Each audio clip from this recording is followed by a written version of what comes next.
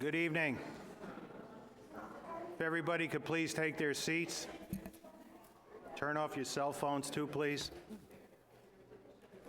I'll call this special meeting to order. If we could please rise for the Pledge of Allegiance, led by Councilmember Coy.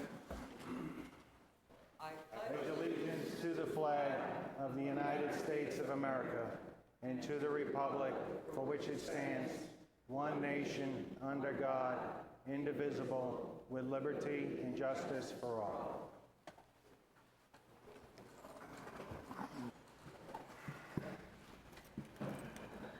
Ms. Mayo, roll call, please. Mayor McPartlin. Here. Vice Mayor Adams. Here. Councilmember Coy. Here. Councilmember Gilmore. Here. Councilmember Hill. Here. Thank you. All right. Nice to see you. A lot of people here in the audience tonight. I'd just like to probably start off the meeting a little bit by saying it was probably 5 years ago I got to serve on the past Charter Review Committee. And it was truly an eye-opening experience for myself, having grown up north in New York and learning about the roles of the city and the composition of the charter. And that's, what we have down here is we have a city manager form of government. We have 5 elected officials up here. And in the duties of everybody, it's clearly outlined in the charter. And I look at the charter as basically, it's the city's constitution. And every 5 years it gets reviewed. And the review committee is made up of members from the city of Sebastian. There's 2 appointed delegates by each of the council members up here, as well as there's several at-large members. And they meet and they discuss the charter. And they see if there's any need for any changes or anything along those lines. And their recommendations are brought before council. And the council says, we'll take that one. And any that we agree with, then we put it out on the ballot so the city of Sebastian can vote on the charter. So for me, the charter was kind of very simple understanding it. And in there, it clearly defines the role of the mayor. It is a ceremonial position. It doesn't hire, fire anybody, tell anybody what to do. Basically, the mayor runs the meetings, and he, gets invited to ceremonies. He signs the proclamations. He signs the ordinances. That's it. I work for the state. When I ran, I had to go through ethics, and it had to. Okay. Everybody else can hear me? No? What's going on? Here we go. All right. There we go. Better? All right. And as I said, I work for the state. And when I decided to make a run for the city council, they had to make sure there was no conflict of interest. And they had to send it up to the Tallahassee to make sure there was none. And they said, okay, Bob, you can run. And then when I got elected, it was fine. But after the first year, I was selected to be the mayor. And the Department of Children and Families got all nervous. They said, how is Bob going to run the city, be mayor of the city, and run the Department of Children and Families? And it was easily, one of the attorneys who works for the department explained it, is that Bob was allowed to do the same thing he was before. It's just simply he's been asked to basically be the captain of the football team. It's a ceremonial position.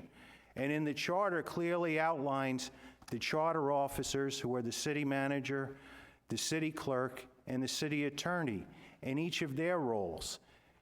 And Mr. Griffin is the one who tells employees what to do. He runs his department.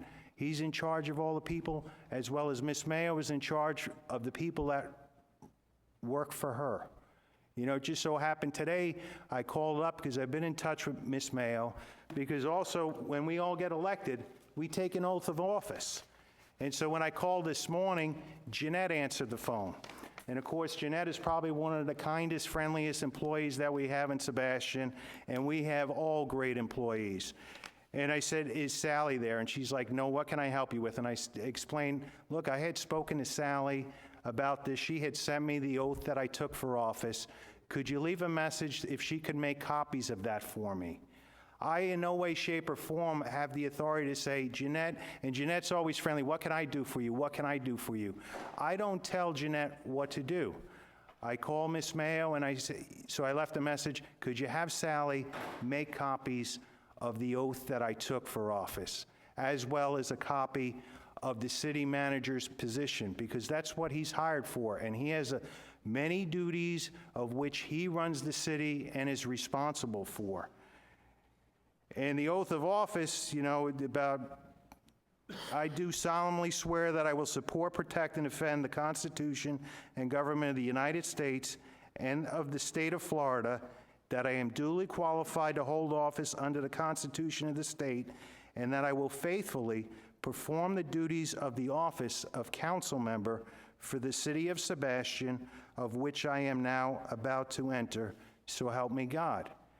And the council members' duties are clearly outlined in the charter. And I know there are copies that are in the back, and if nobody is familiar with them, I think it's important to read them and to understand them. So that's my opening. And I guess the item that we have is about the comments made on the Bob Sue's local radio show last Thursday.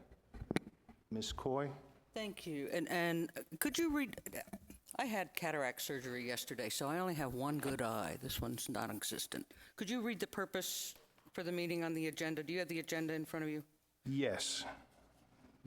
The special meeting item or underneath? Okay. Oh, why it was called? Yes. Okay, the meeting was called by Councilmember Coy for the following purpose. Comments made on Bob Sue's local news magazine, WTTB AM radio, on Thursday, February 25th, and on Thursday, February 11th, by Councilmember Gilmore. Thank you very much. Thanks for reading it for me, too, because I'm just half blind today. And I want to just reiterate that is the sole purpose. We're not here to discuss art club lease. We're not here to kick anybody out. We're here to discuss those comments. So, having said that, and by the way, I just want to reassure, I see a lot of art club members, a lot of quilters, some embroiderers out there. It has never been my intent to kick you out of anywhere. And that rumor is still going on, that it's my goal to get you out of there. In fact, it's exactly the opposite, and I'm really disappointed that some people are still fueling that fire and poisoning that well, because initially, I called the meeting with the art club as a private conversation with the art club leadership. And had that occurred as such, I'd still be sitting there and helping them fill out the required paperwork that's necessary. I would be helping them. Unfortunately, this spun out of control, and it had to go public when another council member demanded to be part of the conversation. That was the workshop. But for that, I would still be sitting there helping Judy McNamara fill out the 501c7 paperwork and doing everything I could to get that in order. That was the plan. That's not what happened. So we're not here to discuss that tonight. Well, then don't discuss it. Ma'am, no calling out of the audience. I think Point of order. She was in order, Mayor. she was in order to yell out from the public? No, she was in order to refer to what we're going to be talking about. Well, I'm sorry, then that that would is be out your of order. point of order, I would say. Then I Okay. raise a point of order that let's get down to it. Wow. Okay. And before, are we going to play the tape? Hopefully, we'll play the tape. Is that the plan? Yes, because that's what the purpose was, and it's Okay, queued well, up. before we play the tape, before we play the tape, I would request that we put on the first 10 minutes of the council meeting. That No, I'm is sorry. This is is my special call meeting, and I'm sorry. You're not in control here. It's the mayor's control of the meeting, and we're going to stick to the agenda. And All the right. agenda is to discuss those. And I have no problem discussing that, but in the context of my remarks, you have to see the first 10 minutes of the meeting. Now, if that's not going to be done, we're going to have a real problem. I don't think so, because I'm going to follow the agenda. So let's see what happens. Mr. Mayor, I would... I guess let's... Hold on. Let's just Point of go order. to the tape. Point of order. Pardon me? Let's just go to we have the audio tape No, from no, the comments no, made no. on Bob Sue's. First of all, I want everybody here to see the 10 minutes of the meeting that in the context that those remarks were made the next day.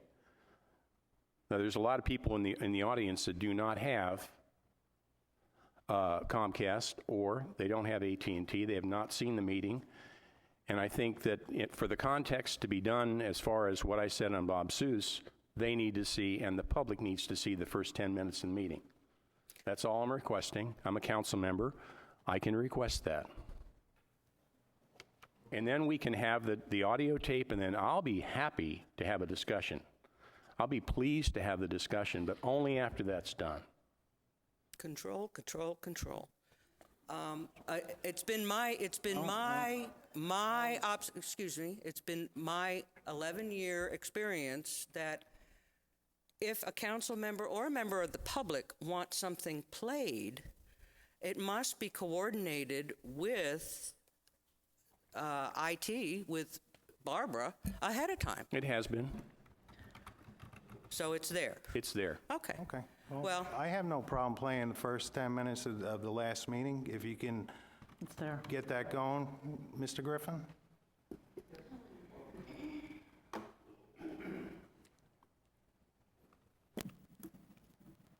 I have a brief statement. Sebastian is a wonderful place, and it has been my honor to serve the citizens of Sebastian as mayor for many of the years that I have served on city council.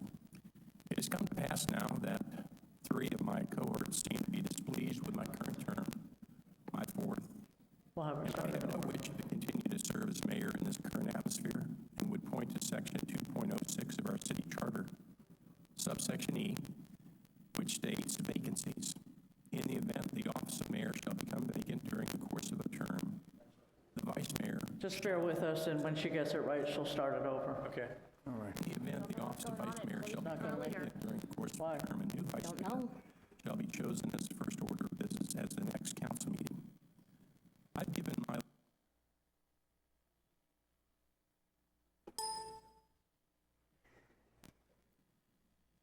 I have a brief statement. Sebastian is a wonderful place, and it Can has you get a been my DVD? honor to serve the citizens of Sebastian as mayor for many of the years that I have served on city council. It has come to pass now that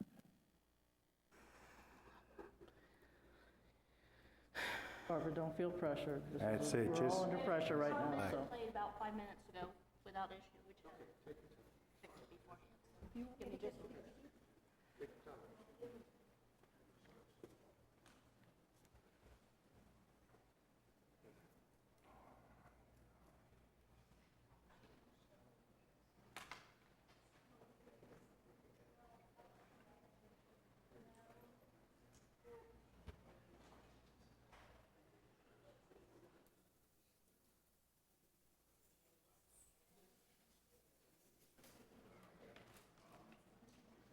Just walk. It's okay.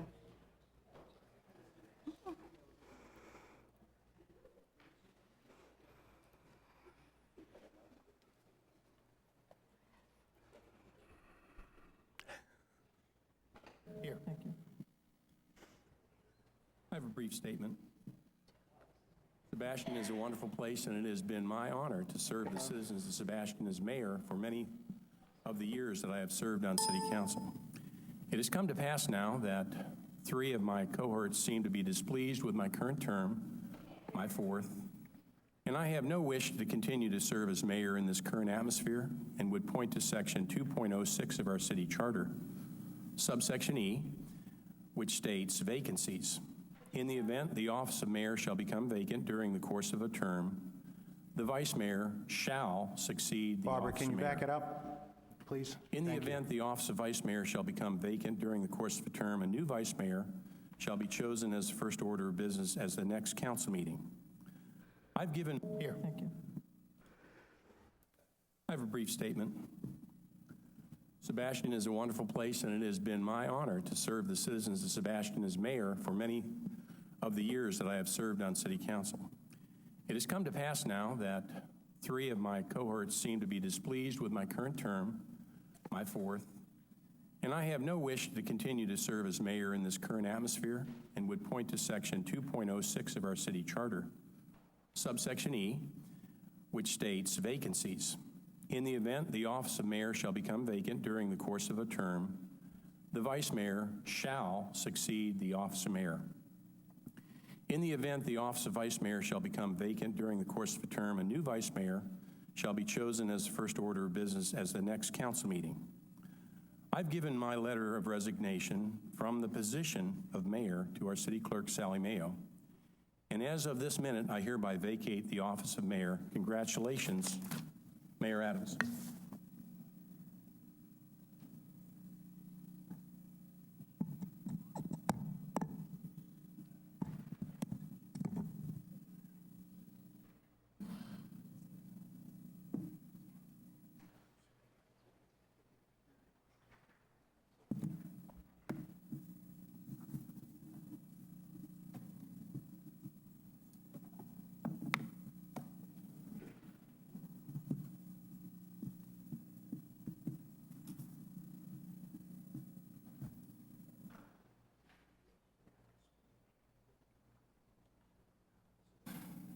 Thank you, Mr. Gilmore.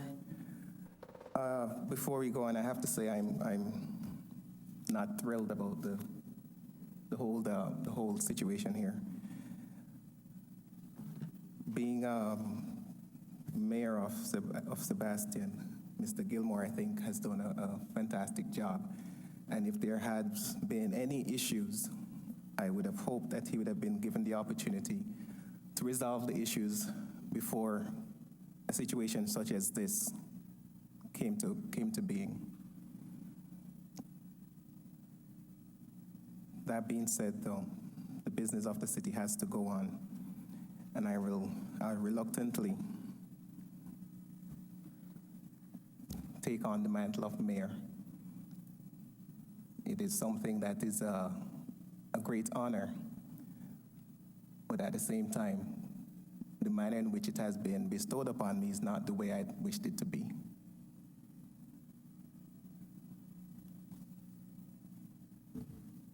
Mr. Mayor, pursuant to that same portion of the charter, do you plan on calling for nominations for the office of vice mayor? Yes, sir. Thank you very much for reminding me.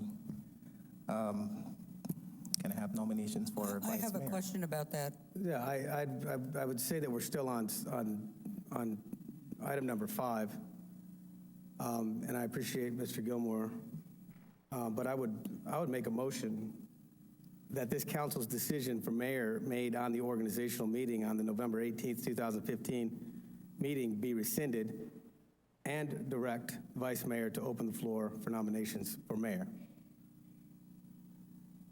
I would second that.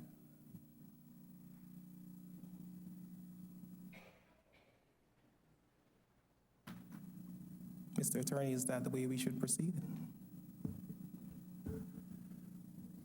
Well, now we're in an interesting position because the mayor has resigned. And so it'd be up to the council to decide whether to accept that or to call for a general reorganization.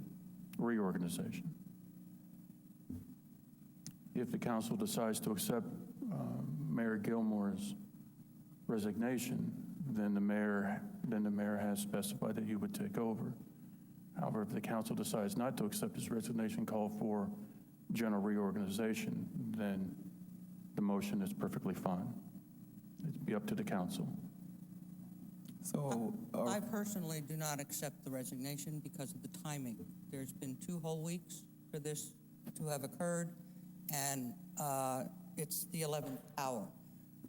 Had it been done and we had a chance to deliberate with the city manager, or there's some time frame involved, I think I'd be more comfortable. But at this point in time, I think we need to honor the council meeting agenda. And to my knowledge, no one here knew any of this was coming. And I think we need to do the reorganization. And who knows? Vice Mayor, Mayor Adams may wind up being Vice Mayor, Mayor Adams by our selection. So I would move that we not accept the letter of resignation. There's already a motion on the floor. I would ask the attorney, is that motion acceptable to cover a general reorganization meeting? It's up to you as the maker of the motion to accept it as a friendly amendment. It can be offered as a friendly amendment or as an amendment. I'll accept the amendment to reject the But mayor's decision. at present, I don't know if did you second his motion originally? Yes, I did. And so I accept my friendly amendment also. So do you wish to restate the motion as amended by the friendly amendment? Indeed, I'd move this council's decision for mayor made on our original meeting on November 18, 2015, be rescinded and direct the vice mayor to open the floor for nominations for mayor. And not accept the resignation of the And mayor. reject the resignation of Mayor Gilmore. Second. I have a question. I have a question for council. Does this mean then that every time we have 3 people that are upset with the mayor that we can have reorganization? I guess it does. We can have mayor of the month. Is that correct? Whatever the council, whatever powers the council are granted with the charter, the council can undo as well. Since the charter specifically grants the council the authority to decide who serves as mayor, the council can undo that decision at a later time. In particular, the charter does not specify a term for the mayor, but it does specify a term for the vice mayor. And the only interpretation we can find regarding that is intentional. So since the office of mayor does not have a specific term, then possibly your summary could happen. That is correct. Well, and it sounds like you're interpreting something that the original intent, I think, was that the mayor would be there once a year. The original intent was that once a year. Does it not state in the city charter that the reorganization would take place after the election? But it doesn't say and whenever else you want to reorganize. no, but it does not specify a specific term for the office of mayor, but the charter does specify that the office of vice mayor is for 1 year. And so reasonable interpretation of inconsistencies like that is that it must be intentional, especially in light of the number of charter review commissions that have reviewed this. So there must be a specific reason why the mayor does not have a specific term, but the vice mayor does. And the only interpretation can be so that whatever the council giveth, the council can taketh away. Okay. Mr. Armitage, I'm not clear on what our motion is right now that we're hoping to vote on. I'd like to be able to help you, but it went so quickly, and I'm a The little bit motion confused is- myself. So it was, The motion is to deny acceptance of the mayor's resignation and to move that this council's decision for mayor made at our organizational meeting on the November 18th, 2015 be rescinded and direct the vice mayor to open the floor for nominations for mayor. And seconded by Ms. Court. Right, okay. Roll call, please. Does there Vice need to Mayor. be public comment on this?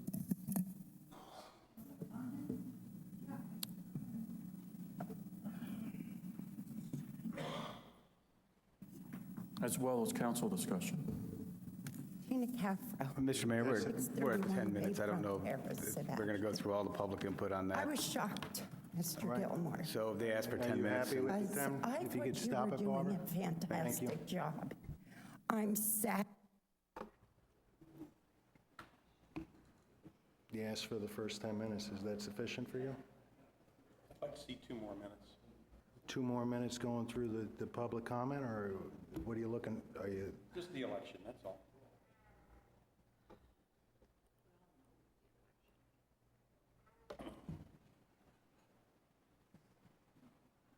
Mr. Hill, did you want to add anything to this discussion? No, I would just say that I think I said enough at the last meeting. My goal here is not to embarrass anyone, not to shame anyone. I appreciate the hard work of every one of the 5 individuals who are sitting up on this dais today. Sometimes things just don't go in a direction that you think they should be going in. And when I start getting concerned about the direction that I see things, then I think it's my responsibility as a council member to police this council and to ask my fellow council members if they agree with me. I find that this council hasn't been moving in a direction that I've been pleased with. My concern has been the councils of 2008 and 2007 where there were bickering and terrible things going on. I don't want to see that happen. I appreciate the hard work of all 5 of the individuals who are up here. I look forward to going forward and working to resolve the issues that we have here in Sebastian and do that efficiently and do that as a team like we've done in the past, able to disagree and then move on to the next issue. So I think I've said enough. I appreciate the hard work of everyone here. I certainly support this motion. Thank you. I got a lot of phone calls today. They started. And just because I can't talk to anybody up here other than here, I'm really disappointed to see that there's a rumor out there that, Mr. Hill, this is all because you aspire to higher office. And that I shared with the people who called. I don't really believe that at all. I too prefer not to air bits and pieces of stuff that should just stay where it is.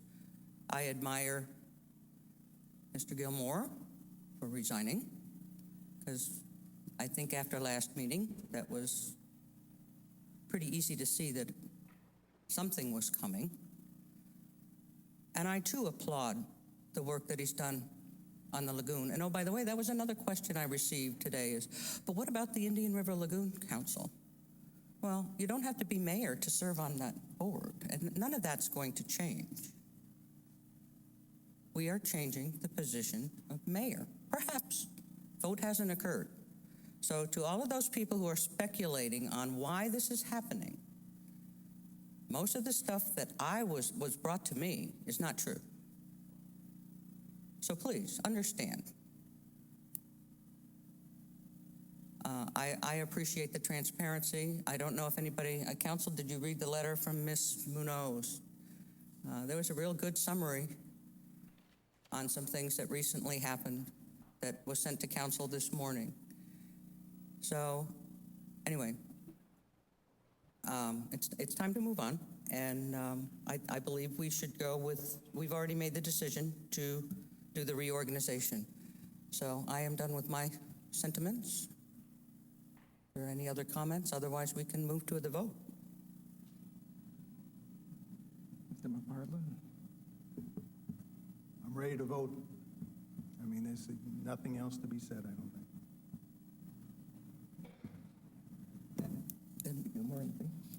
So the motion. Call the motion. Vice Mayor Adams, No. Ms. Coy, Yes. Mr. Hill, Yes. Mr. McPartland, Yes. Mayor Gilmore. No.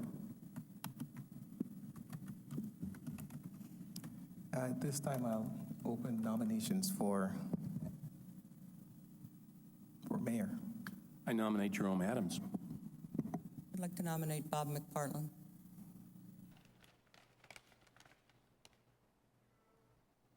Any public input on this item?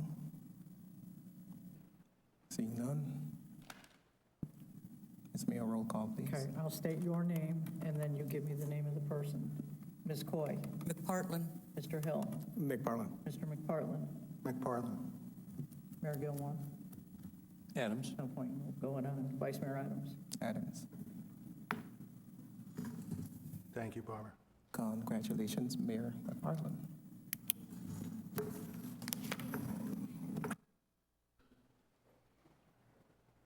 All right. Now, Barbara, I guess if you could cue up the audio tape. I'll queue up the Yeah, first the one. first Bob, the 24th, it's actually the last one that was. Okay. Former Sebastian Mayor Richard Gilmore. Hello, Richard. Hello, Bob. Geez, what the heck happened last night? Boy, I don't know. I tell you, it was really television at its finest. Oh, jeez. It was rather bizarre. The whole thing actually started with one council member going after the art club, kind of as using that as a stick to go after me, and things got a little testy, and so two other council members piled on, and it just kind of degenerated from that. But, I've always been of the opinion that if the horse died, it's best to dismount. So that's a neat analogy. I never heard that one before. I handed in my resignation last night, and according to our charter provisions, the vice mayor would then take over the reins as mayor, and I congratulated Vice Mayor Adams on his ascension to mayor, and that lasted all of about 10 minutes. And the other council members said, "Oh, no, we can't do that." And then the attorney said, "Well, the only way you can not have that happen is if you don't accept the mayor's resignation." So Andrea Coy said, "Well, I don't accept it." And so, I mean, anybody with half a brain can see there was, an agenda behind everything. And, I'm concerned for the city, because if there was any collusion, if there was any behind-the-scenes maneuvering, which you'd almost have to be brain dead not to see, that then you got a sunshine issue, and the city doesn't need that. It really doesn't. Well, and you're right, because if you were the problem, and they felt, well, first of all, you were elected unanimously, about a month ago, and you were 3 months ago, whatever, 4 months ago. And you were past mayor, and then all of a sudden, a month later, we don't like the job he's doing. We got to get rid of him, and you resign. And then Vice Mayor Jerome Adams should be mayor, and then no, that's not how we want this to work. No. Yeah, it really showed the true colors, and it's really it's a shame, really, because Jerome is a fine council member, and he would have made a fine mayor, and will at some days make a fine mayor. But, it's funny, Mayor Jay Kramer was in the audience, and he finally couldn't take it anymore. About 2 hours later, he left. But I was mayor when Jay was first elected mayor, and we went to the same church, and he called me up, and he said, "Gee," he says, I'm going in there at 8 o'clock or 9 o'clock in the morning, and I'm there till 5 o'clock at night. He says, "Is that the way it's supposed to be?" I said, "Well, sometimes." It's like it's a whole lot more responsibility than council member. So, if you do the proper job. Yeah. Well, it's sad to see, and I know Bob McFarland. First of all, he was the mayor before, and I talked to him in his role as Florida Department of Children and Families, and Jim Hill, he was past mayor, and I talked to him, and Andrea Coy. I mean, they've all been past mayors except Jerome, I guess. Yeah. Wow. Oh man. And then you brought up the drone issue, and I guess that didn't go anywhere, did it? Well, no, I probably shouldn't have been the one to make the motion for it. That was kind of Jerome's baby, and I thought it was a fine ordinance. I think we do need to regulate the doggone things, and I don't think we're going after toys. I mean, that's not the intent. The intent is that you have these things that are, $200 or $300, you can get one, and then you can put a GoPro camera on it, and you can do all kinds of stuff with it. And some of that's legal, and some of it isn't. And I think just to protect you against the illegal stuff, even though there is a state statute, how many police are aware of that? Probably none. So, I mean, there's probably state and federal statutes against a lot of things, but unless it's on the books as an ordinance of the city, chances are it's not going to get enforced. So, Yeah. I was sorry to see that go down. But Well, getting back to to your situation, I was talking with Larry Reisman from the Press Journal at the top of the show here, and he was wondering why you just kind of let this happen without getting it on the record as to exactly why, because it's so many generalities here. It's, oh, well, you weren't doing this or that. Nothing specific. Well, yeah, there was no specific charge, and actually, the only thing that was mentioned was directing staff. You know, when you spend 20 or 30 hours in City Hall and you have a relationship with people that work there, you know, you ask them questions and they volunteer to do things for you sometimes. You know, if that's directing staff, I guess I'm guilty of that.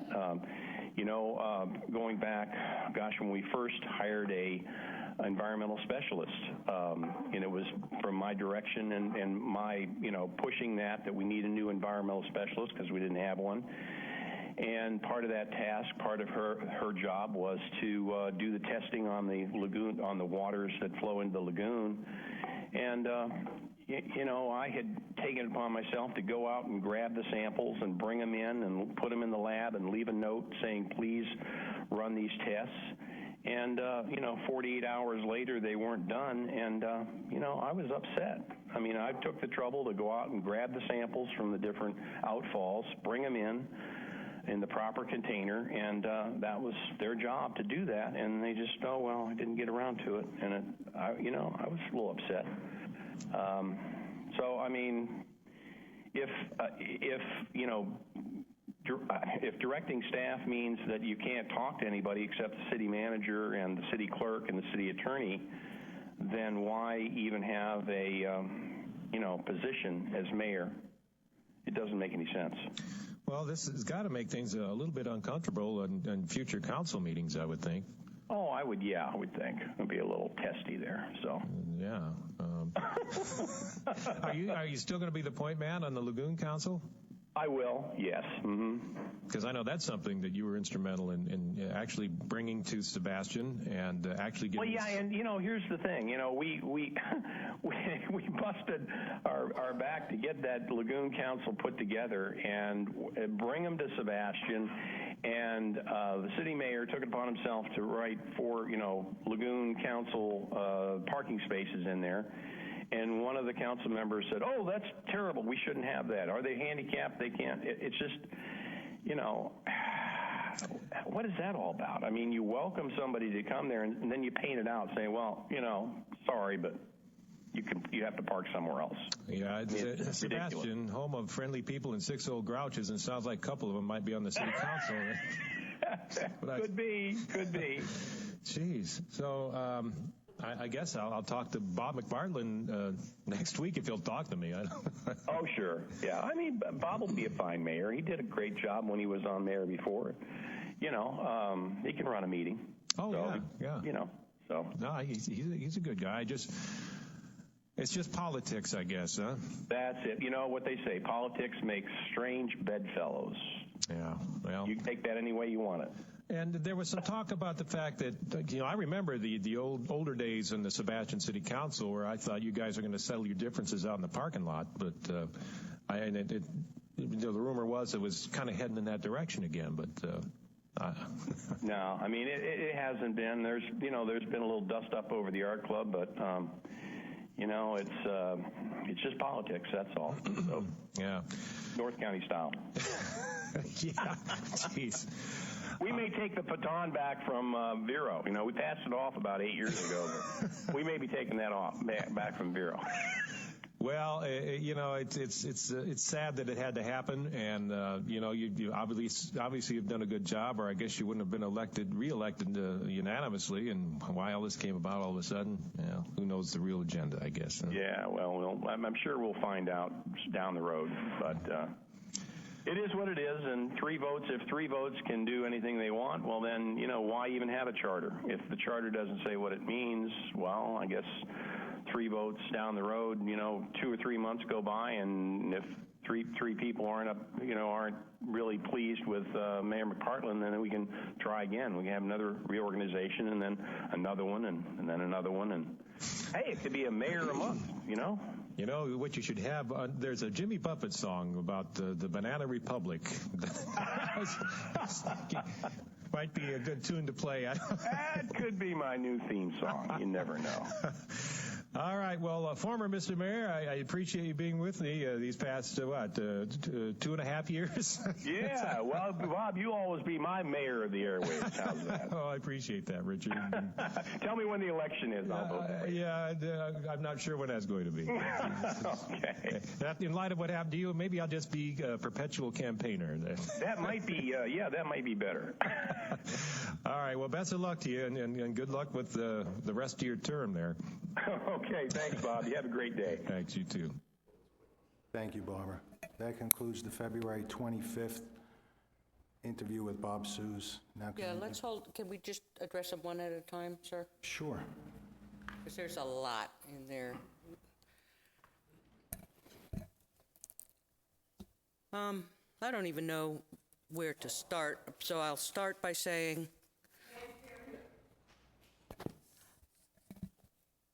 I don't know where to start other than asking the city attorney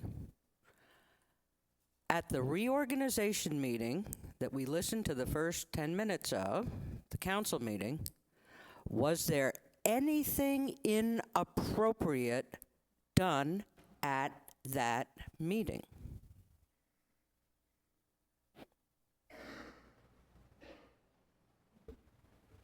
I don't understand your question.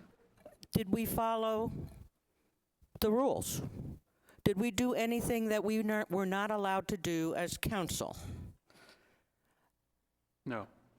We were allowed to not, we asked your advice. Do we have to accept it this way? You said no.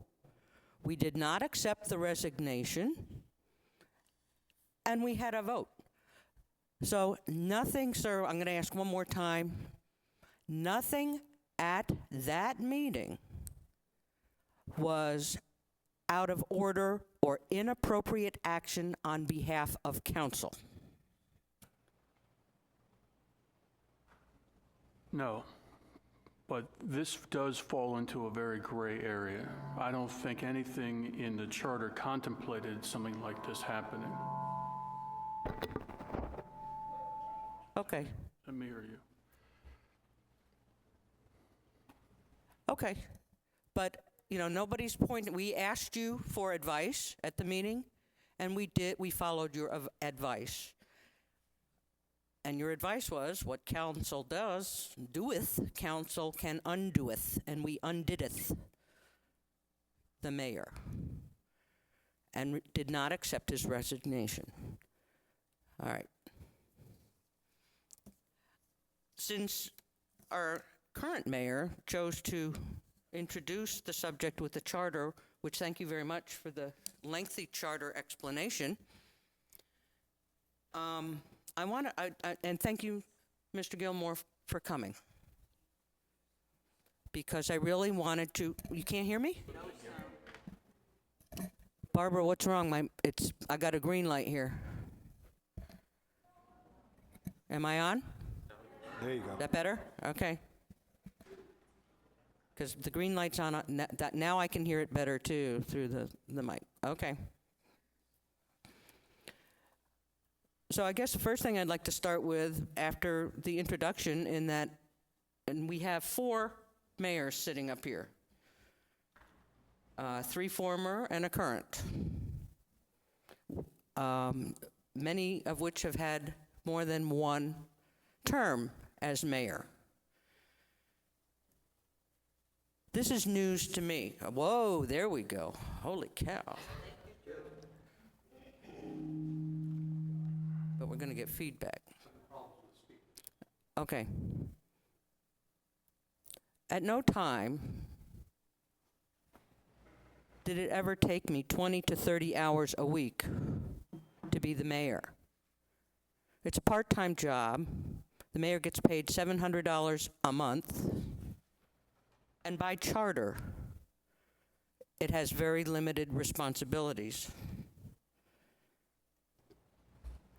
But according to the comments that were just made on the Bob Seuss radio program, that there's a whole lot more responsibilities as mayor. So, Mr. Gilmore, I'd like to give you an opportunity for you to explain to us what those responsibilities are. Yes, ma'am. I'd be happy to. Thank you. When you are mayor, you have to be up on every item that's on the agenda because you are controlling the agenda. And any place where it could go off into the weeds, somebody could come up and say, what about this? You have to research every item. And some items on the agenda took me, now maybe I'm a slow reader, Councilmember Coy, but some just individual items on the agenda, on individual agendas, I've spent 20 hours researching just one item of that agenda. When the parking for Captain Hiram's came in, I pulled plans. I looked at a lot of things. I went down, and I spent lots of time on that one item. And I have to say that if you are not spending 20 hours a week when you get an agenda, you're not doing your job, because you can't go through a 200 or 300 page agenda properly and research it and understand how to vote and get with staff and find out why they're doing something or why we're spending $568,000 for a steel building to house golf things in. I mean, you have to, there's lots of research that has to be done. Now, if you treat it like a part-time job, well then I guess you don't take that much time. But I treated it like a full-time job. I didn't have another job, so I spent a lot of time at it. That's my answer. But so, in those lines, because our charter gives the mayor limited responsibilities, every council member has the obligation to look at the agenda and research and understand what they're voting for. Every council member has that obligation. So I guess every council member should be doing 20 or 30 hours also? I think if you're going to do a proper job on an agenda, I think you need some time, not so, all the time, but sometimes you do. And I would go along that sometimes there are items that do take longer than others. Was concerned that you said specifically that if you're to do your job as mayor properly, you had to do 20 to 30 hours a week. I always have. I've always spent that much time. Now, I know other mayors don't do that, but I did. That if to do the job properly. So that means anybody else who's not doing that and is mayor. So if Mayor McPartlin doesn't spend 20 to 30 hours a week, then he's not doing his job properly. That was your comment, sir. No, I think that was your comment. You're putting words in my mouth. I don't appreciate that. I just heard it. That was your comment. And it's on tape. We're not going to argue little bits and pieces. I'll go along with that. I'll say, it's if you on don't tape. spend 20 hours, you're probably not doing a proper job. 20 to 30 hours. Mm-hmm. So any mayor who does not spend 20 to 30 hours a week is not doing the job properly. Well, okay. No, again, you're putting words in my mouth. On some agendas, it takes longer, and you admitted that. Sometimes it takes a lot longer to research an agenda than others. You know that. You were mayor. Mr. Gilmore, we all just heard that tape, and it's available on the computer. Anyone with a computer at home can go to WTTB AM, go to the archived items, and listen to it again. So I don't know what you just listened to, but did anyone else up here hear that? Next point, please. Well, I guess, I just don't understand 20 to 30 hours a week in City Hall. I'm just like, all of the agenda, every item, I read them at home. I don't know how many hours a week I do, but I get up at 2 o'clock in the morning. I do my to-do list for all my jobs, crossing off. I'm in contact with Joe Griffin 2 or 3 times a day, talking to him. I don't need to come to City Hall to do those things. No, and I wasn't inferring that you had to. I know Jay spent a lot of time in City Hall, and so did I. Mr. Mayor, real quickly, the only thing that I would say that would concern me about that statement was that the statement was made that there's a lot more responsibility to being a mayor than a regular council member. Now, that was made, and so that's the only thing I have of concern, because there's certainly not. And clearly it's spelled out in the charter. It's a whole lot more, there's a whole lot more responsibility that goes with being mayor, those terms. And I believe, And I think I take stand, objection to pardon me, that. I stand by what I said. There is a whole lot more responsibility that comes with being mayor. Because you don't, when you're a council member, and I've been both, you don't get invitations to come cut ribbons. You don't get invitations to go here and to go there. You don't. When That's you're not mayor, true. you get you. That's not okay. true, sir. All right, That's not true. let me cut in here and maybe cut to the chase. And, you know, some of the comments were, if you can't direct staff, why have the position of mayor? That goes completely against the charter right here. I did not say that. Sir, if we got to play back the tape, those are your comments right there. No, sir. And I did not say you can't, if you can't direct staff. I never said that. play the tape. I'll play it again. I didn't say that. I mean, the other one that I have, you know, it's like, why, if you don't follow the charter, it doesn't say what it means. You harped on there about that. And then some of the concerning factors to me is that you said there was collusion, possible sunshine law violations, like there was something to get you out there. That was clear on the tape, because I listen to Bob Sues every morning. That way I understand what's going on in Indian River County, and a lot of people have contacted me, come up to me about what's going on, and those were your comments. That's You correct. also said in there about hiring the environmental specialist at my direction. Exactly. Those are in there. And then you became very upset when the samples that you voluntarily collected were not done. Let me- That is not the role of the mayor, of a council member, to direct staff in any way, shape, or form. It's clear in the charter. May I And- answer? Sure. I may have misspoke there, because I spent a lot of time in Joe's office. I lobbied Joe Griffin, a charter officer whom we can talk to, I would say, all the time, and I lobbied him to get us an environmental officer, an environmental specialist. It came to council, and we voted on it. Had I not pushed the envelope and asked him to do that, he probably wouldn't have brought it to council. So I didn't hire the environmental specialist, I didn't interview the environmental specialist, and we did it as a council. We agreed on a council to do that. So I maybe misspoke, but it was at my direction and my insistence and my prodding and my asking that, don't you think it's time, Joe, that we have an environmental specialist because we haven't had one for about 2 or 3 years. And he agreed, and he brought it forward, and we voted on it. I guess we just misspoke again, because you said, at my direction. Again, that's our objection, and that's why this meeting is being called, Mr. Gilmore, because it is time. You obviously didn't understand what was being said at the meeting.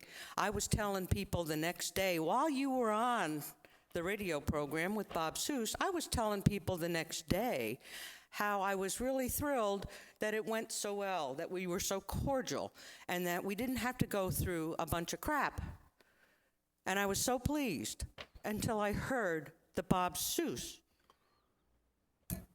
conversation. And it just went all out the window, because you obviously didn't get it. You were yucking it up. Ha, ha, ha. Mayor of the month. Our charter doesn't allow for mayor of the month. Where are you getting that from?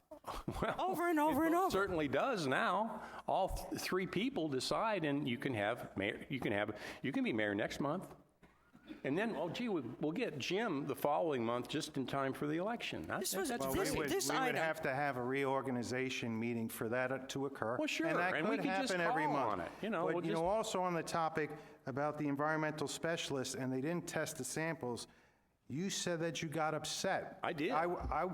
I did. What were the comments that you made? to the person who didn't test the sample or what was said in City Hall? Because I've heard several things. Oh, I'll tell you exactly what I was very upset. Okay. I said, that's why you were hired, is to do these tests. And Frank told me that he told you how to run these tests, and I was very upset that you didn't run them. They were there for 48 hours. I went out and, at risk to my own body, got these samples, brought them in. She was hired to test the water, and she didn't do it. And I was out of line. I'll agree. I should have gone to Joe and complained to Joe. And at that point, I do agree I was out of line. I shouldn't have done that. I was upset.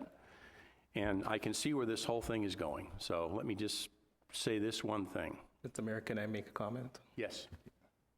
Mr. Mayor? Go ahead. Can I make a comment?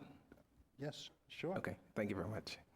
I just wanted to say that I'm again displeased that we're here doing something like this. My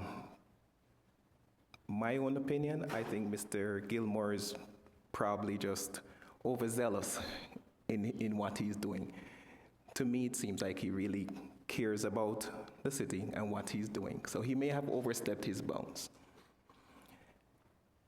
That being said, I don't understand why we couldn't have just had discussion like we're doing here now, brought it to his attention. This is what you're able to do. This is what you're not supposed to do. And we go on. I don't understand why we're doing this. It makes... No applause, Please. No applause. I'm sorry. I appreciate the sentiment, but it's a business meeting. You're not allowed to do that. It's just really troubling. I can't understand why we're at this point. We're spending a whole meeting discussing issues from what he said on a radio show, when we should be discussing what we can do to help our citizens.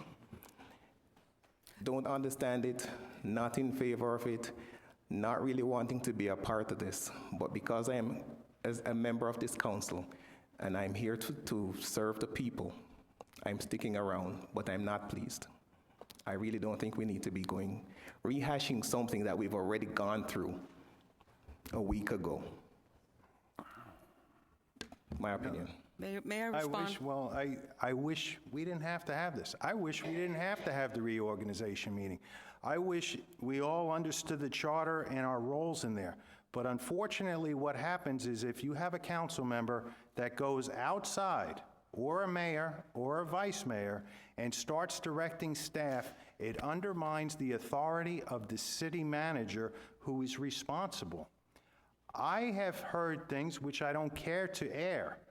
You know, it got brought up because of the radio show, you got upset. I heard there was some additional comments, and I understand that there's city staff who actually go around and think that the mayor can fire them. And that is in no way, shape, or form the truth. No, we can only fire the city manager. We can fire the city manager. If three of us call a meeting and three of us agree it's time to change the city manager, we can do so. Correct. As we can do with the city clerk and the city attorney. And, you know, and I think one of the things is, I think Mr. Griffin does a fantastic job, and he has my utmost regard and support in the job that he does as he has taken on since he's been the city manager. Every problem that has come before him, he has rectified the situation, he has resolved them, he's extremely receptive to all the citizens. I mean, another thing is correspondence that council members have with residents in the city. Anybody who contacts, my feeling is, I get contacted by any resident, they have a problem with their driveway, with their swale, or whatever. I email them back or tell them, thank you for your input, refer them all to Joe Griffin, because he is the city manager and he's the one who takes care of business. If I take a stand and say, yep, we'll be right on that, that problem will be fixed, if that can't be done, as well as, again, it's just undermining. People in the city think that the mayor does all these things, is the be-all and the end-all, and that's not the case. Every one of us has the same power. Nobody directs staff. That is the job of Joe Griffin. And again, when a council member or a mayor or vice mayor oversteps those bounds, it undermines the authority of the city manager. It leads to morale problems within staff, and that's unfortunate, and that's why we are here. I mean, he said these comments on the radio. He said them. I didn't put words in his mouth. We'll play the tape back, and it's very clear. And people out there don't understand the form of government that we have, but the charter is extremely clear. And if he's overstepping his things, we all took an oath, which basically says we will follow the charter. We all had initial meetings with Mr. Ginsburg laying out the roles. I mean, I don't know if somebody needs a refresher course. They have to go and do that on their own. But that's all I have to say at the moment. If I may address Vice Mayor's comments.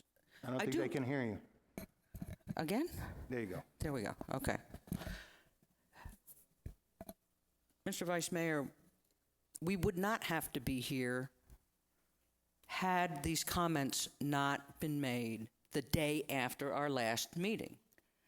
We all thought it was resolved. I did. I thought the meeting went very well. And like I said, I was telling everybody that next day, yay, it's over, it went well, and was pleased until I got the phone call saying, did you hear Bob Seuss? So I got on and listened to it, and I was horrified. Horrified. And Mr. Mayor, you hit the nail on the head. Some people sitting out there might not think that that's bad. But the other thing we haven't discussed is the comment about half a brain and violation of the Sunshine Law. I see Sal Neglia sitting out there. He and I have personal experience with violation of the Sunshine Law. And I don't know about him, but I think if he recalls properly, that's not a charge that anyone should throw around lightly. It costs this city thousands of dollars to pay our legal fees when it was found unsubstantiated. But he and I had to go through the court process. We had 3 people here, and the word collusion and Sunshine Law violations. We have people in the public who love to do that. And I expect it from one joker sitting out there. But I don't expect to hear it from another council member, and I don't think I've ever heard another council member here or anywhere, in Vero or anywhere, accuse someone or imply and infer and yuck Sunshine Law violation. It's not funny. No, it's not. And anyone with any rudimentary intelligence that looked at that tape knows that there was an agenda there. And, it probably can't be. Sunshine Law is very hard to prove.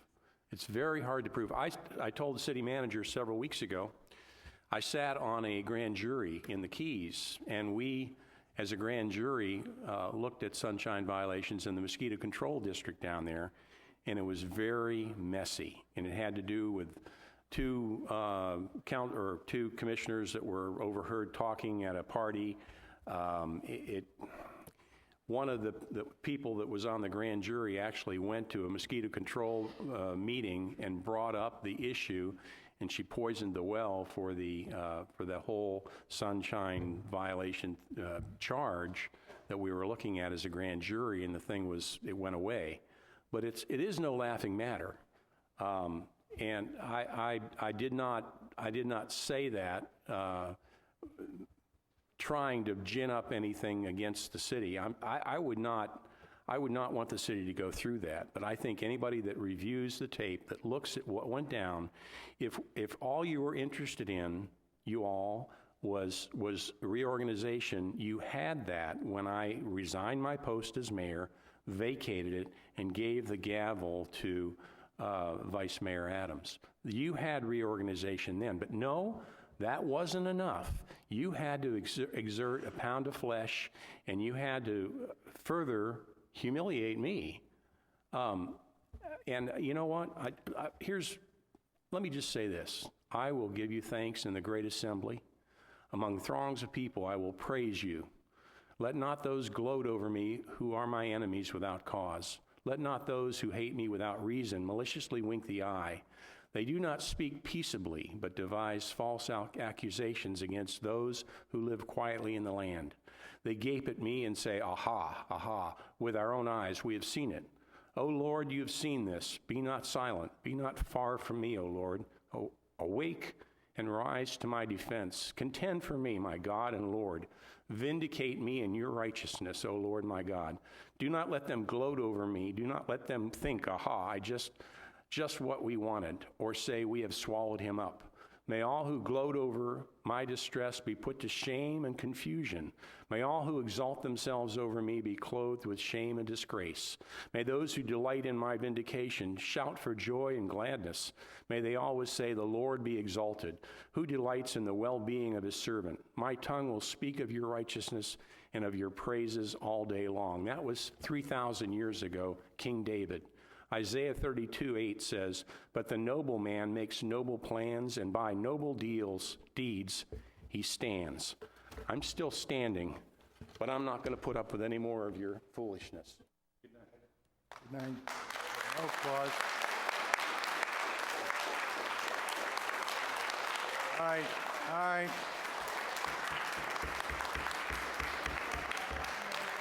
You know, it's, all right.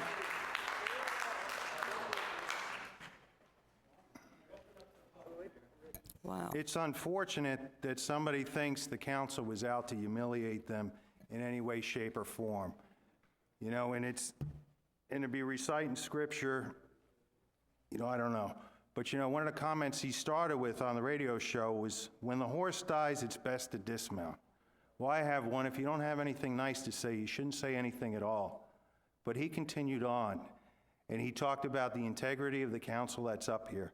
And those are very scandalous remarks. You know, when he spoke that, you know, some people think nobody watches these meetings. It's amazing how many people watch these meetings. It's amazing how many people listen to Bob Sues in the morning. It's amazing how many people we interact with on a daily basis. When he says those comments on the radio, that hurts me just as bad. I'm out in the community everywhere. Some people get a title and they have to live a title. Titles don't mean much to me. But you know what? I'm on a lot of boards, and I'm in a lot of places, and they all hear the comments that were made on Bob Sues. And so you want to talk about humiliation? I guess if I took it to heart, I would be humiliated when I walk into meetings. I was down at a Kids Tunnel of Hope, down at Gifford Elementary School, where it's a bunch of people in the community that are cheering on the kids, that do a great job, stay in school. Everybody comes up to me, hey, I heard about Bob Sues this morning. What's going on up there in Sebastian? And so if somebody feels humiliated by an action that was taken of a reorganization meeting, which we were specifically on, and we could change the mayor, we could have changed the vice mayor at that meeting, is my understanding of the whole reorganization. And, you know, he wants to leave, and he wants to say that he resigned. To me, that's an exhibit, again, of power and control. He wants to control everything. And I think that is a problem. And I think that's why this meeting is being held, to definitely outline what our roles are here. And I find it very, you know, you want to talk where it comes from. I mean, I can only speak for myself. But I was very disappointed with the things that are going on with the art club and concerning the lease and the way that Ms. Coy has been vilified. And I would think that a council member who is part of that art club, they could put out those fires themselves. They could speak to those members and say, nobody's looking to kick you out. We're looking to get a lease. We're looking to get all paperwork in order. But no, things got fueled. And then to go on, and, ma'am, we'll have public input and you can come up. But then to go on and continue that they are a nonprofit, that they have all of their paperwork in order, never produce it, and continue on, and it's in several minutes in meetings, that a council member has it out for someone, that a council member is on a witch hunt. I think speaking badly of a fellow council member is not right. What I'm talking about is stuff that has been on the record, that has been on a radio show, and I find that to be very troubling. Mr. Mayor? Yes. If I could, it's really, really tragic that we're doing this. Like everyone has said, it's not that big a deal to be the mayor of Sebastian. It's nice, it sounds really good, but the total role and responsibility of the mayor of Sebastian is to do exactly what we do and run the meetings. That's all. That's the only authority that the mayor of Sebastian has. So the mayor's standing in the halls of City Hall. He has identical authority to every single person in this room. There is no more authority. The charter violations have been ongoing and admitted to, and I think that's unfortunate. And so I think it's upon us, like I've said before, to police ourselves and to rein whatever charter violations we may feel are out there. We have to get those reined in. And you know, the suggestion of a reorganization meeting helped to do that. Now, the mayor at the time felt that he would try to avoid the reorganization meeting by simply resigning, and rather than having the discussion. That's a control thing, but whatever. Of course I came to that meeting prepared for anything, because I come to every meeting prepared for anything. So I'm not, the discussions of collusion is very, very concerning to me, and the suggestions of violations. One of the things I think is most sad is that when you go on the Bob Seuss show as the mayor of Sebastian, you're in an official capacity as the mayor of Sebastian representing this body. That's what you are as the mayor. You represent the city council. And the things that were said on that did a complete disservice to this community. He wasn't representing this council. He was doing everything he could to try to shame it. And that's the worst thing about what happened. Bob Seuss has him on that radio program after every single meeting, every Thursday after the meeting, to discuss what we in the city have done. And I've been on there as mayor. 2 years I was on there as mayor. And if I were up here fighting a battle with council members on any given issue, and I lost that issue, and I went on the Bob Seuss show the next day, I knew that my job and my role was to represent the city council. And I would talk about in a favorable way what the council's doing, and in a favorable way what Sebastian is doing. So that is the biggest concern to me. Clearly, there's no gray area in the ongoing charter violations that were admitted to. I think that there's no gray area there. So I feel comfortable that we'll be able to move forward if everyone can just grow up a little bit and swallow a little bit of pride and do what they swore they would do, and that is to uphold the charter of the city of Sebastian. Thank you. May I have your charter book? I'm going to try to read from a section in there.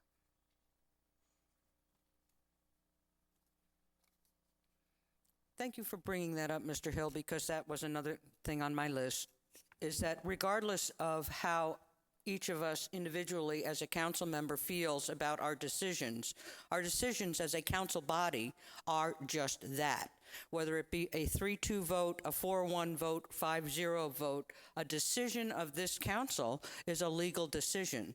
And for any one of us to go public on the radio, in the press, after this body has made a decision and talk about how bad it was, or erroneous, or the motives, or any other reason, does not represent this council. It's a false representation of this city. And all of us, at one time or another, who have been on the Bob Seuss show, who have had to deal with the press, have had to swallow our egos and go, yep, lost that one, couldn't win that argument. It was the body decided, and this is what we're doing going forward, and it's all going to be good. That didn't happen on that Thursday. Far from it. Yuck, yuck, yuck. Ha, ha, ha.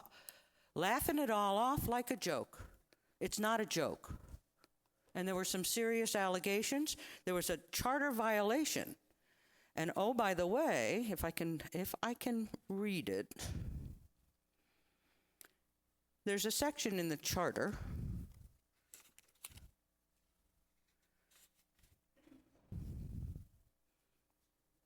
that, give me a second. That's the section in the charter, and you might be able to help me better because my eyes, again, got one eye. In the charter, violations of charter are subject for removal, not just from removal from mayor, but removal from office, the whole office. Now, no one's suggesting that, but charter violations were admitted to on the radio and up here tonight. So we know there were charter violations, and it's unfair that he's gone now, but there are other charter issues, and I think we all know what they are. So yes, it is unfortunate that we have to waste our time here, all of us. All of us are wasting time. None of us up here are liking this for 1 minute. It's a lose-lose. But you can't let somebody continue to go on, violate the charter, and continue to defame this body and the good people who work for us, and give directions inappropriately to staff. It wasn't just one staff thing. It wasn't just one. It's one self-admitted one now.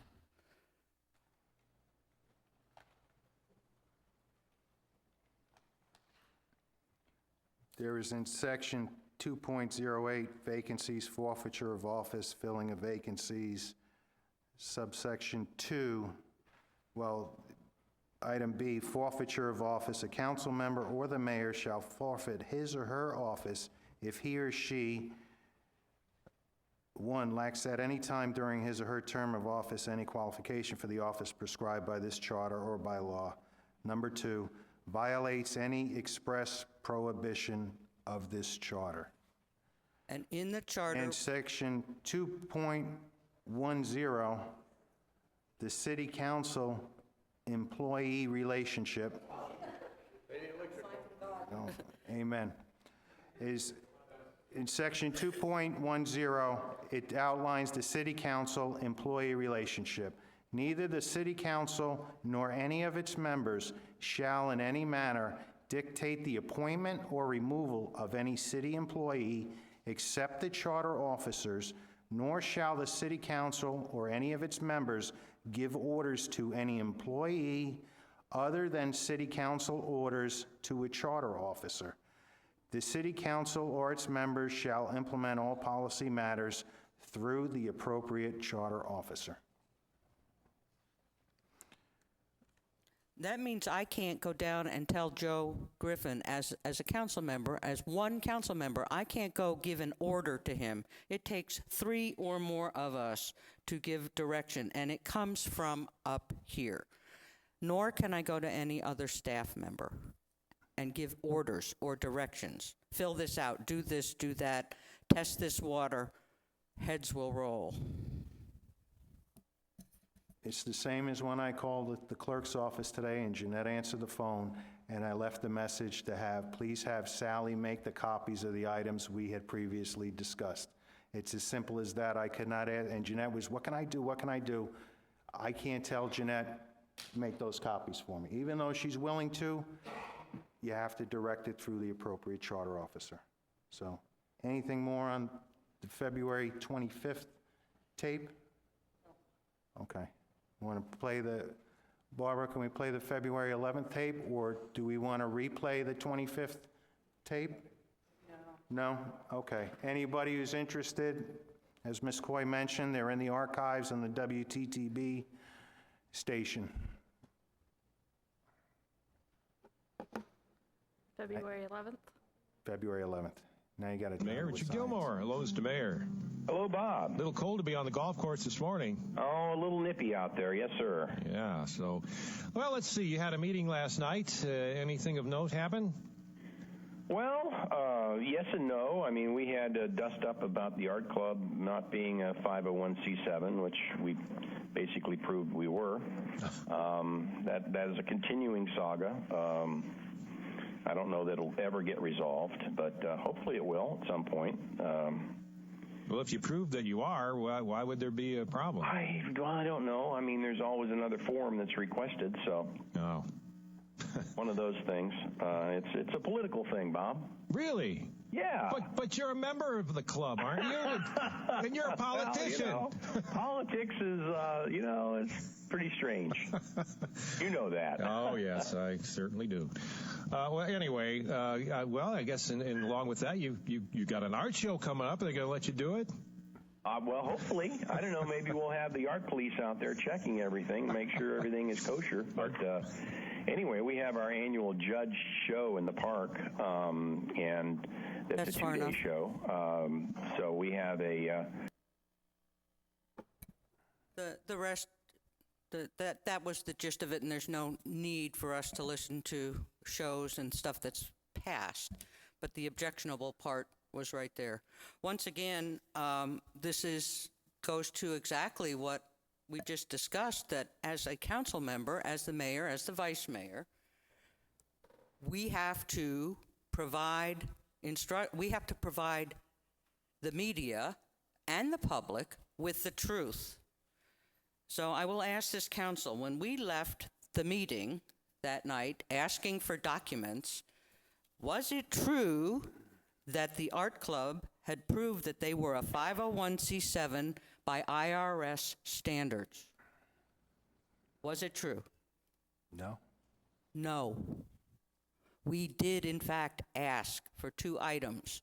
So that information on that radio show, yuck, yuck, yuck, yuck, yuck, laugh it up, fun, fun, fun, isn't this a joke, was not true, that was being put out to the public. And I resent that. And the implication is that, one, I got big, broad shoulders. I've been hit at for 11 years. I've had people attack. But somebody's out there saying that I want a pound of flesh. And it's not true. It's not true. And I don't know how many times I have to say it. It's not true. So what was said on that Bob Seuss radio program is that we are a 501c7. Mr. Griffin, have we been provided paperwork from the art club at this point in time that says they're anything different than? No, ma'am. No paperwork has been provided by the art club. Except for the information that was delivered in I think it was the February 11th meeting. And since that time, I wrote a letter of request to the IRS and asked for the status. And the status was, we have no record. If I would ask Susan to come up to the podium, because I don't want people to say, oh, it takes forever to get stuff back from the IRS. Susan is the treasurer of the senior center. And she just recently requested a copy of the senior center's IRS 5013C. When did you request it, and how long did it take? State your name and address, please. My name is Susan Mann. I live in River Run in Sebastian. I'm the treasurer of the senior center. I made the request on February the 15th, and we just received this in the mail probably yesterday. And what is it in your hand? It's the initial letter where we requested the EIN, the 1023 with all of the attachments, which is the form that you have to fill requesting the nonprofit status, the documents from the state, the entire package that the IRS requires that you submit. Was there any cost to get that? No, absolutely none. It was Took how long? 2 weeks? 2 weeks, yes, and it's as easy as just filling out the form and faxing it to them. Okay. So it's not that it takes forever. It's not that it's unavailable. It's not that the IRS doesn't cooperate. If those documents existed, they should be here by now, because it's been over 2 months since I've been asking for them.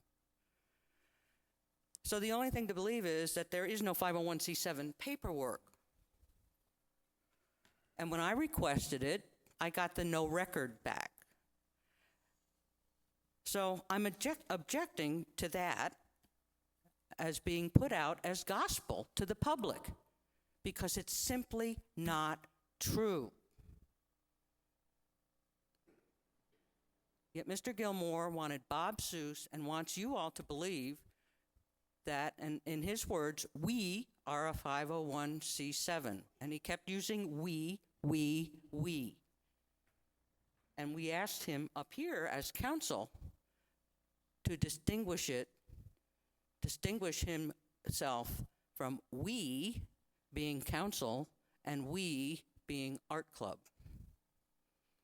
And he chose again the very next day not to. So that's all I have on that issue. I'll leave it at that. All right. Any other comment? All right, well, I'm going to open it up to public input, and I'll put a 3-minute time limit. Is council okay with that? Yes, sir. Thank you, Mr. Mayor. Damian Gilliams. I guess I'm going to have to speak real quick. You know, I don't think you guys get it. You just don't get it. There's a thing called, first of all, we're in America. We have a Constitution, it's a First Amendment, it's free speech. Okay? So, Mr. Gilmore wants to go on the radio and speak. Whether he's a member or not, he has a right to speak his opinion, period. Second thing, you ever hear of due process? When you have a problem with somebody on your board, you show them a little respect. You say, we're going to call a hearing, these are the issues. You give them due process.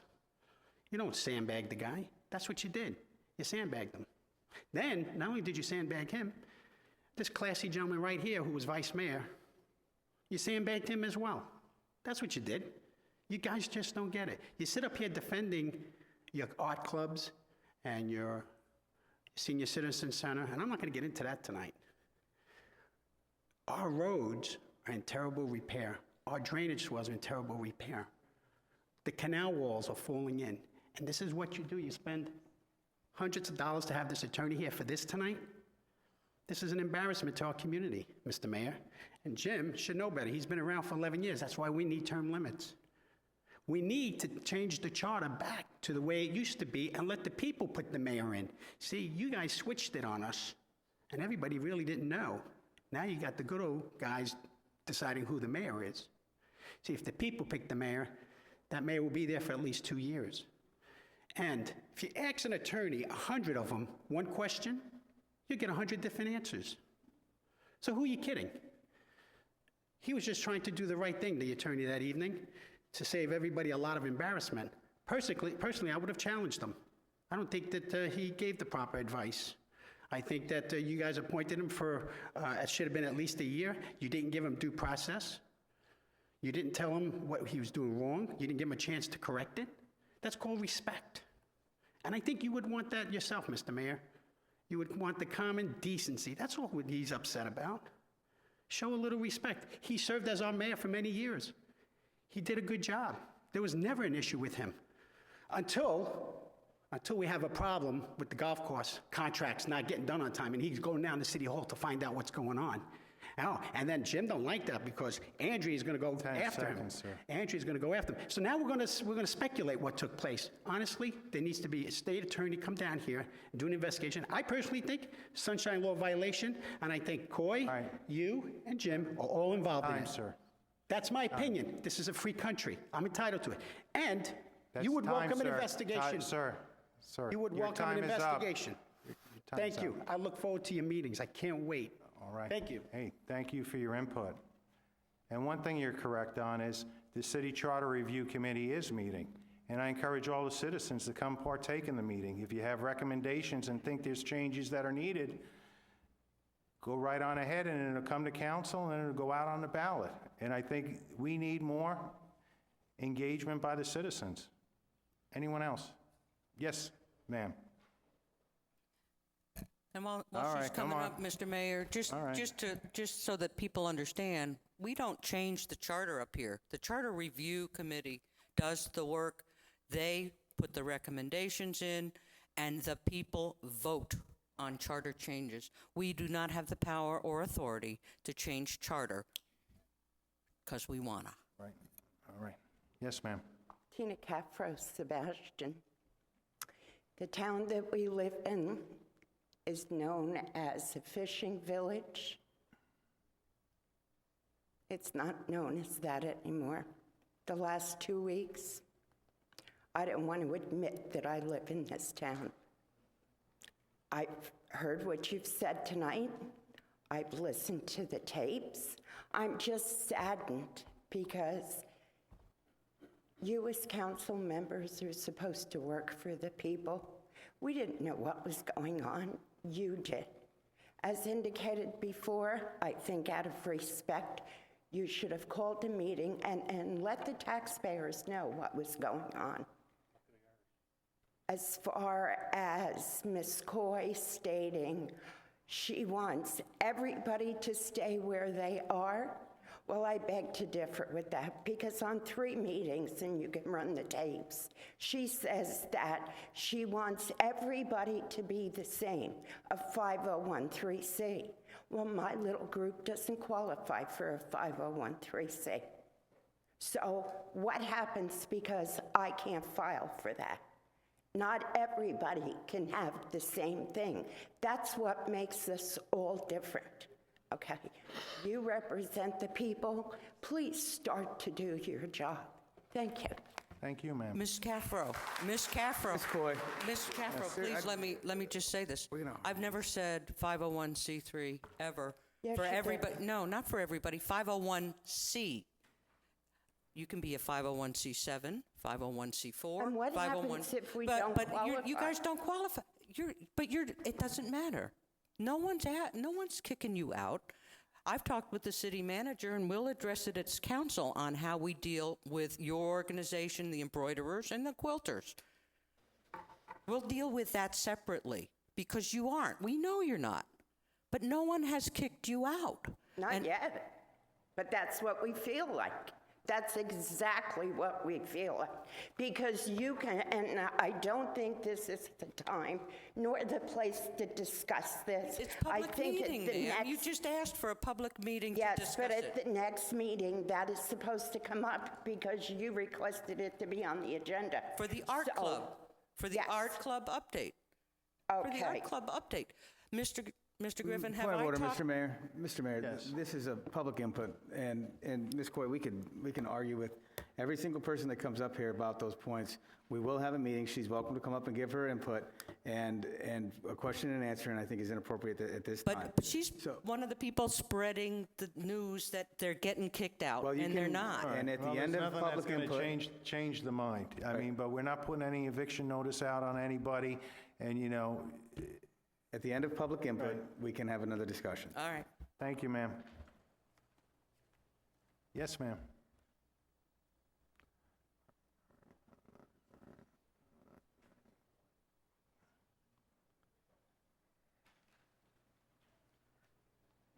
Hi, I'm Louise Cottenberg, and I live in Sebastian.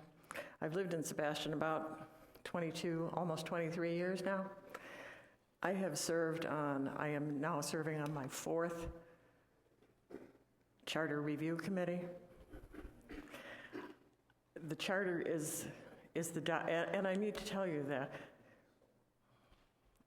the city manager form of government is a legitimate, valued form of government in the United States, not just in Sebastian. It is used in many, many places.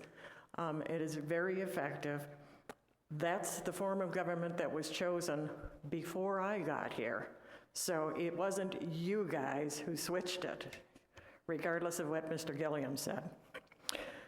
The Charter Review Committee meets long and hard.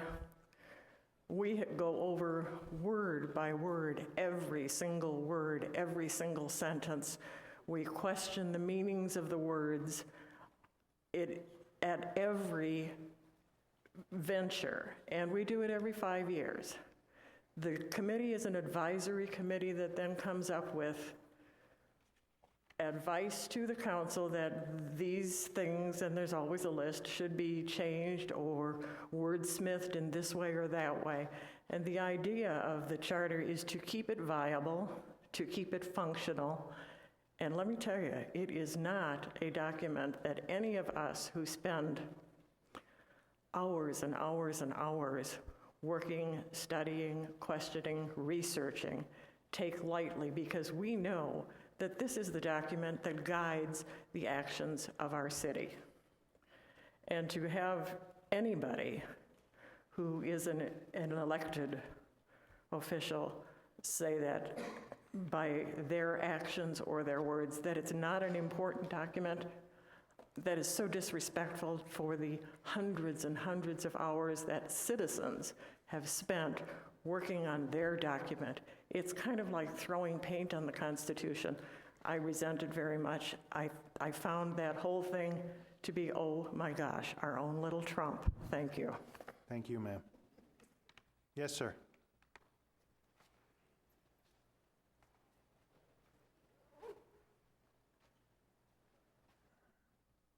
Ben Hawker, City of Sebastian. Mr. Mayor, this evening, there was a special meeting called. So far, I have seen the same activity that was in the past prior two meetings. We're bringing up all sorts of subjects. I have seen no resolution to anything. I've heard people bickering back and forth, a council member leaving. What was accomplished during this meeting? Other than, I don't know. I sat here wondering what was going on. I anticipated there was something with the council that might be changed, may not be changed. No idea what it was. And then we're off on radio shows, TV shows. Now we're bringing up the charter and we're bringing up everything under the sun. What was the actual intent of this meeting without going 200 different ways and wasting everybody's time? Thank you. Thank you, sir.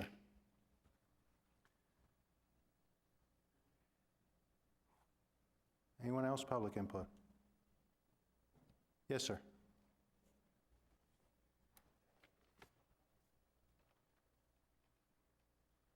Good evening, Sal Neglia. Good evening.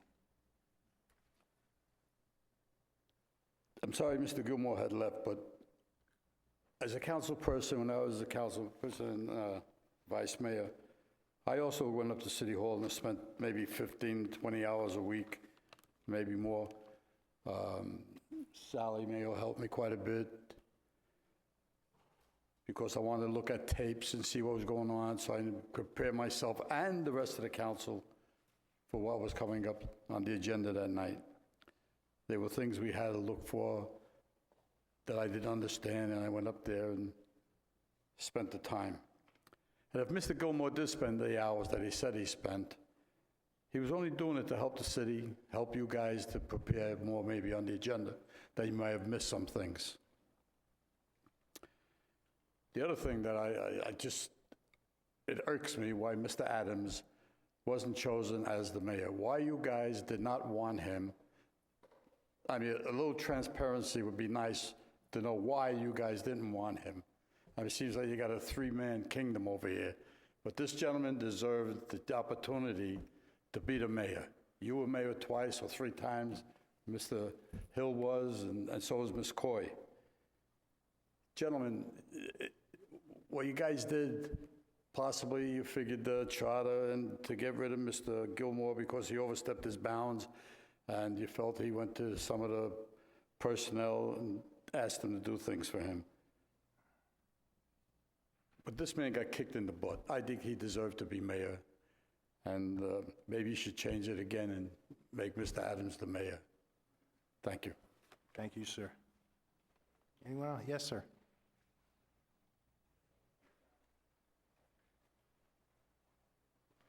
Hi, my name is Dan Dragonetti, 1355 Barber.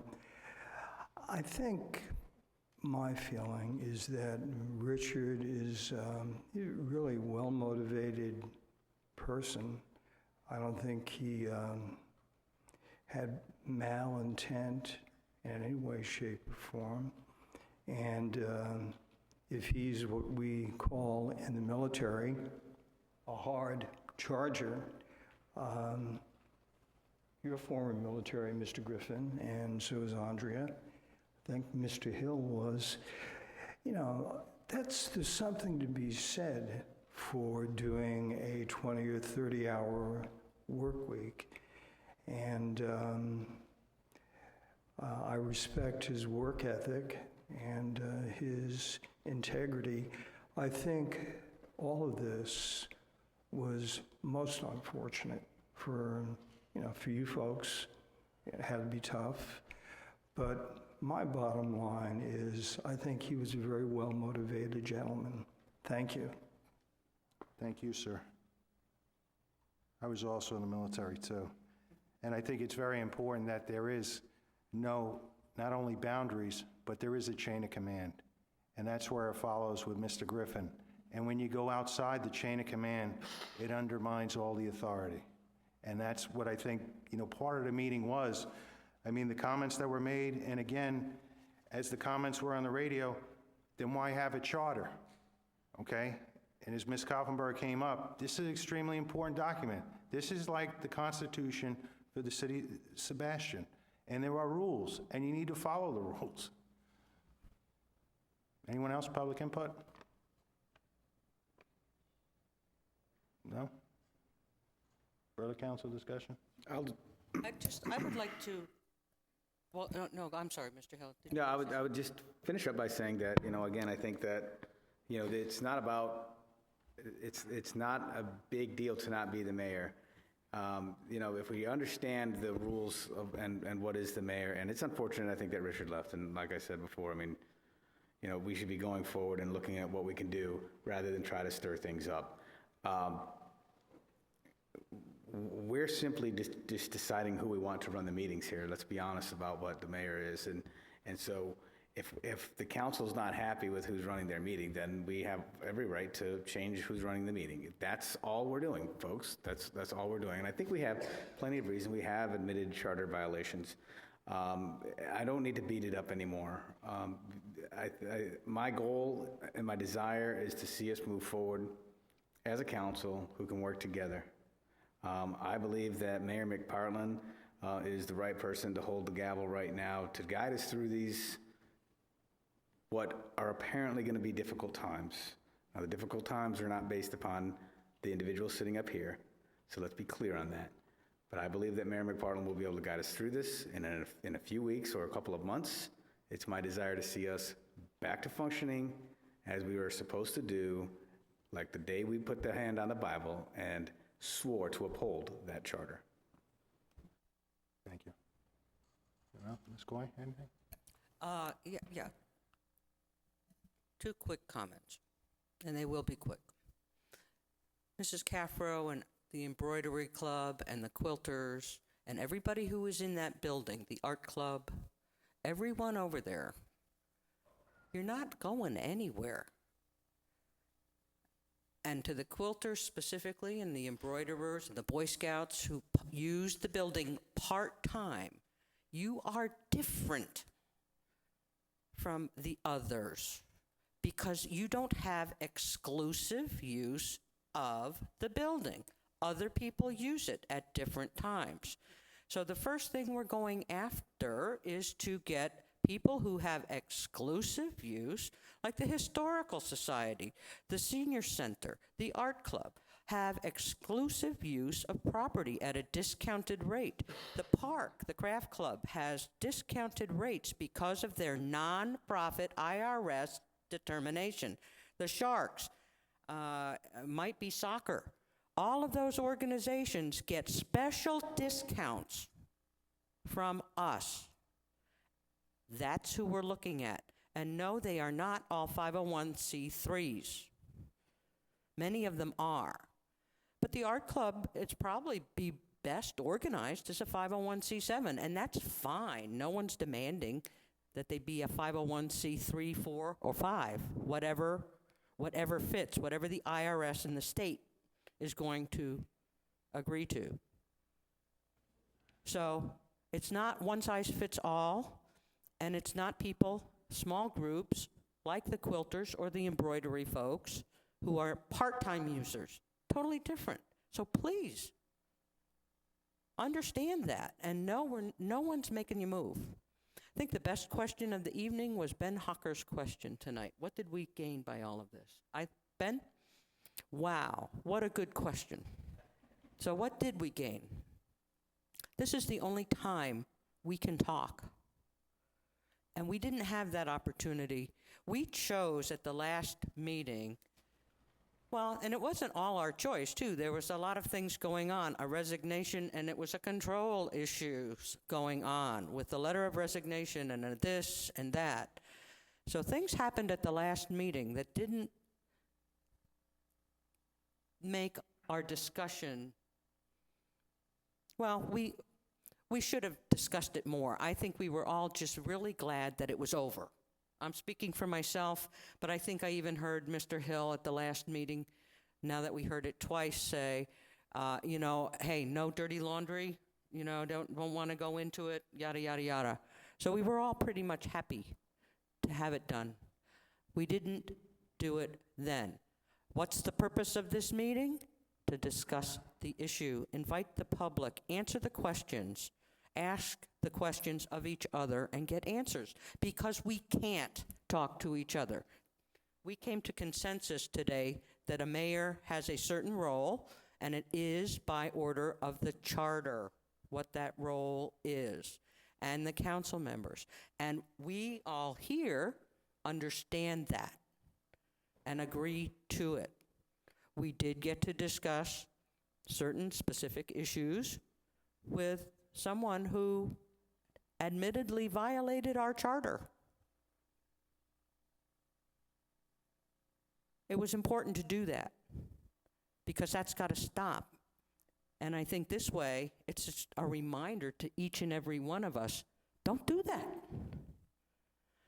So yes, I agree. We have far more important issues to discuss. However, you can't let something sit and fester and create problems and stir the pot and take up meeting after meeting after meeting. I hope this is done now. Done. So I think we accomplished a lot, and I really appreciate everyone who came. And if you have a club that you want to talk about, I'd be happy to just discuss that issue. I'd be happy to talk to Mrs. Caffro and clarify any issue, or the quilters. So please stop saying Andrea wants this, Andrea wants this. Please ask Andrea. And I'll share with you what I know and what we see as the future, and invite you to all the meetings here to be a participant. This is not a secret. We want to include you. So don't exclude me from the conversation just because you think I'm thinking something. That's another reason I had to call this meeting. I was getting tired of being blamed. Tired of being blamed for somebody else's failures, and tired of being blamed for somebody else's inappropriate behavior. That's why we had the meeting. And I'm sorry it took so long, but thank you for coming. Thank you. Mr. Adams? Thank you, Mr. Mayor. Nothing more really to say, just to piggyback on what former speaker said. Due process, freedom of speech. That's it. I'm done. Let's move on. Absolutely, I couldn't agree more. Hopefully the meeting was able to clear the air a little bit. And you can't take things up here personally. If you have a motion and it doesn't pass, you got to move on to the next vote. We got a lot of important things to do in this city. the roads, which Mr. Griffin is paying strict, attention to. We got the budget coming up, the charter review committees out there. And again, one of the things that, I know Ms. Coy, everybody calls Ms. Coy, but I'm always accessible. You can email me, you can call me. I have a bunch of numbers that are online. But if you have a problem with your swale or something with the city, I am going to refer you to Mr. Griffin, because Mr. Griffin drives the boat.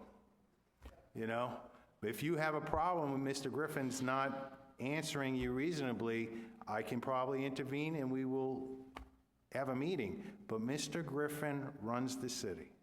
So I'm glad to see so many people here tonight. Hopefully you'll be back at the end of the month. We have our meetings the second and fourth Wednesdays, starting at 6 o'clock. We love your input. Thank you very much. Good night.